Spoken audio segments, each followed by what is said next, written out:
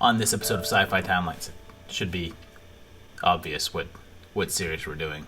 There's a new movie out, Men in Black 4 comes out, so I figured it's a good time to check out the Men in Black timeline and see if it makes any sense. And the difference between me and other timeline videos is I make this look good. It all starts back in 1997 with Men in Black, based on a Marvel comic book. Okay, geek cred time, as the original series had nothing to do with Marvel. It was put out by Aircel Comics back in 1990. Aircel was bought by Malibu Comics and put out another series in 1991. A few years later, Marvel purchased Malibu Comics, and although they didn't publish any of the previous Men in Black comics, they had the rights to it and sold the movie rights. It wasn't until the movie was put out that Marvel released a single issue of Men in Black comics. Anyway, we meet Two-Face, that's not Billy D, and learn that aliens exist, and then we meet the Neuralizer, which erases memories. His partner D retires, which gets him wiped, and then we meet J, young police officer. And then Private Pyle shows up and gets taken over by a bug. He actually pulls him out of his skin and puts it on like a suit. Linda Fiorentino shows up, and Kay invites Jay to try out for the Men in Black and tells him that it was started in the mid-50s and aliens first contacted humans in 1961, and Kay was there. And it's pre-2001 based on the towers here, and what is this outfit? It's clearly a 90s era Will Smith, and clearly he chose his own wardrobe. Jay joins the club, and we find out that Stallone, Spielberg, Gingrich, Lucas, Al Roker, and more are all aliens.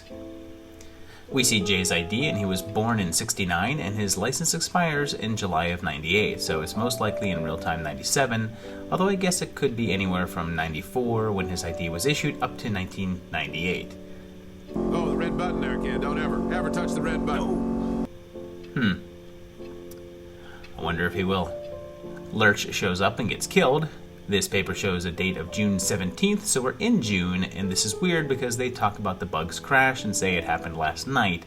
So if this is still Jay's first day on the job, and this tabloid has a story and interview with Edgar's wife already? I mean, even if it was a daily newspaper, that kind of turnaround is pretty damn impressive. And wait a minute, they keep saying the ship crashed last night, but it was 2 nights ago. It happened at the night Kay and Jay met, but the next day was recruitment day, and this is Jay's first day on the job, 2 days after the crash. As they search for a MacGuffin to stop an intergalactic war, this readout tells us that it's actually May 19th, 1997, so we're definitely in real time here. So I don't know what that newspaper's deal was. Tobias pops in with more hair than you've ever seen him with, and they head to a final face-off at the World Fair. They hit the button. Of course they do. Edgar sheds his suit to become a 90s CGI thing, and Kay blows him in half, and Laurel helps out. Kay decides to retire, so Jay flashes him, and a little while later there's a newspaper talking about the events, but they've gone back in time to May 7th, which is an even cooler newspaper feat than the next day reporting. Kay gets his happy ending, and Jay recruits Laurel as Elle. A sequel came 3 years later in 2002 with Men in Black 2, which goes back to 78 to talk about the Light of Zartha. And then we bounce ahead to July 2002, 5 years after the first one, and our villain takes the form of Donna Hayward and is immediately attacked. I mean, did this rapist not see what was happening literally 2 seconds earlier? Is he just insanely nearsighted? Jay shows up, and his new partner is the Tick, T for short, and a double dose of Johnny Knoxville is here in some shaky CGI. Shaky at best. T gets fired, Claire Temple shows up, and we find out that Jay had previously neuralized Elle because she wanted to go home. Oddly enough, Zed says that the first Sarlina incident was 25 years ago, which would actually have been 77, but I'm assuming he's just rounding up.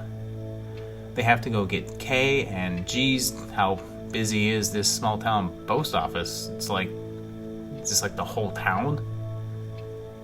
We find out that Michael Jackson is an alien, to no one's surprise, and Sarlina invades headquarters. Kay finally gets his memory back, and this guy is a Balchinian. Let me get this straight. He's from an alien race who has balls on his chin, and that race is called the Balchinians.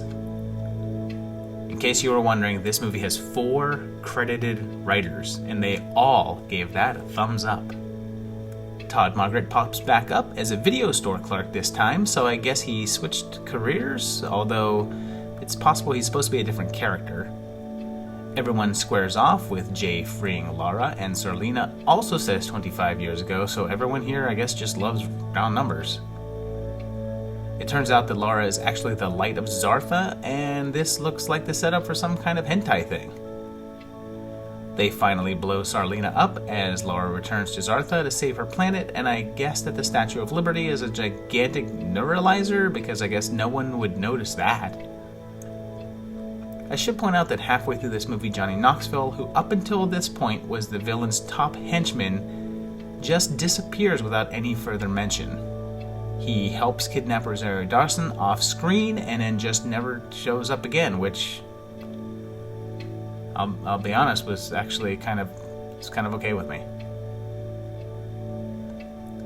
The series was then shelved for 10 years, and it wasn't until 2012 that Men in Black 3 came around, and a brief shout out for the series for just sticking to straight numbers for easy titling.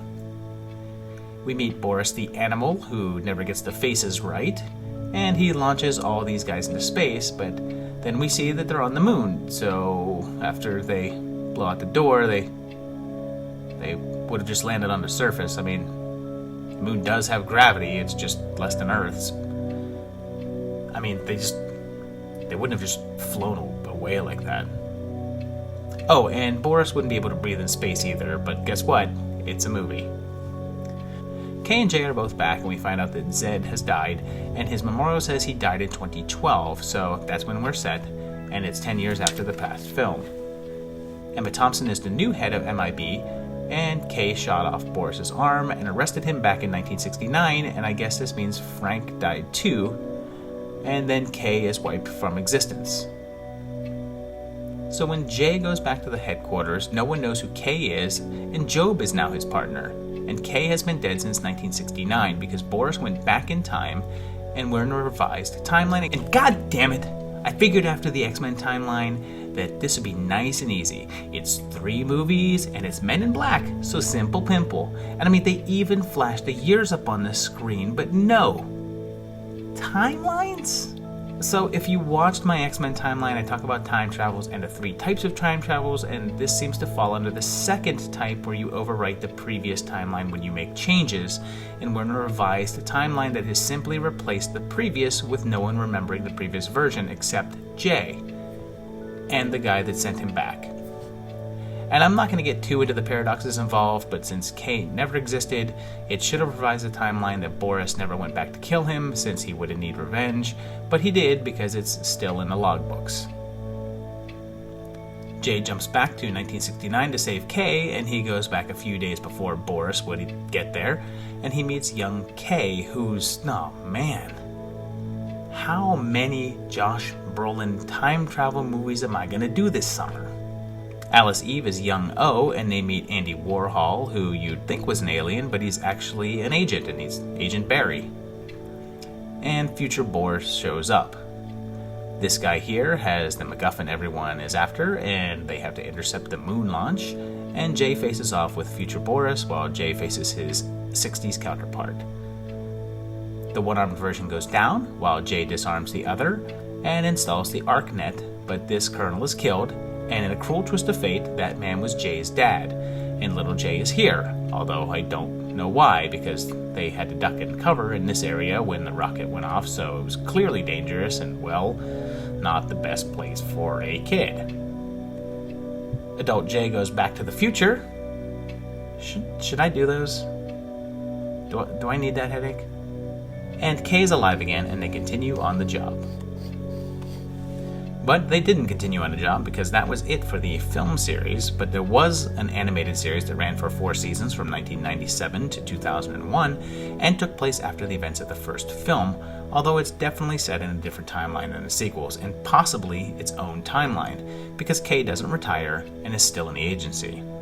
It does introduce symbiotes, which factor into the second film, kinda, with Scrad and Charlie, but it's definitely not canon. There was also video games and comic books featuring the characters, and again, not officially a part of the series timeline. And that brings us to this year's Men in Black International, featuring Thor and Valkyrie. And Liam Neeson is the head of the UK branch of MIB. It doesn't appear as if anyone outside of Emma Thompson will reprise their roles from the series, though, although it appears to take place in current times. So there you have it. It's 3 movies, actually make a pretty solid amount of sense. The continuity is fairly solid. There's a couple of glitches in the first movie with the newspapers. Third movie has some time travel paradoxes that don't make sense, but for the most part, the character continuities and the events, they actually make sense and they follow a pretty solid timeline. So congratulations to the series for that. I enjoyed these quite a bit. The first one was a lot of fun. I really liked the first movie. The third one is actually better than I would have thought for having such a long gap in between the series. The second one's not that great. It's not hard to watch, but it's definitely not good. That was the roughest of the 3. And I am looking forward to the 4th one. I want to see where they're going to take this franchise and see where they go from here. Let me know what you think of the franchise down below. Let me know what you thought of this video. Let me know what you want to see in future videos as well, too. And, like, subscribe, do all that good stuff. Check out my patrons over here. They're supporting the channel, which you can do as well. But for now, I want you to forget that you even watched this video. And I want you to go back and watch all of my videos as if you've never seen them before, because I want you to take just look right here.